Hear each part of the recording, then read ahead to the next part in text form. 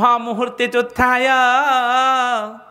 कृष्ण कृष्णेति जः स्मरेत् जले हुत्वा यथा पद्मं नरकादुद्धराम्यहम्। यही ब्रह्म मुहूर्त यही परि गोटे समय जहाकु कि अष्टकालरू बाहरे। आज अष्टकाल निदान करा जाइछि किंतु यही ब्रह्म मुहूर्त बोली कहागला, काल बोली कहा जाइनि।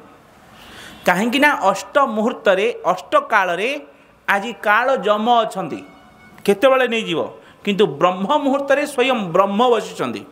तेणु काल नुहे ब्रह्म मुहूर्त। से ही ब्रह्म मुहूर्त समय केतेरु केते ना 3 घंटा 36 मिनट ठारू 5 घंटा अधे पर्यंत ब्रह्म मुहूर्त। एवं से ही ब्रह्म मुहूर्त जितेबाला मनुष्य उठिकी स्नान करिकी एवं कलियुग पई चैतन्य महाप्रभु कहले स्नान न करिकी मध्य जदि तुम्हें धुआधुई हाथ गोड़ धुआधुई मुह धुआधुई करिकी आज लुगा पाल्टी देकी हरे कृष्ण गृहस्थ मानक पई एवं सन्यासी मानक पई लुगा पाल्टा नहीं कि मुह धुआ भी नहीं। गृहस्थ मानक कहीदेले आज ब्रह्म मुहूर्त उठिब लुगा पाल्टी पकेब धुआधुई हो हरे कृष्ण कृष्ण कृष्ण हरे हरे हरे राम राम राम हरे हरे ब्रह्म मुहूर्त कर दियो।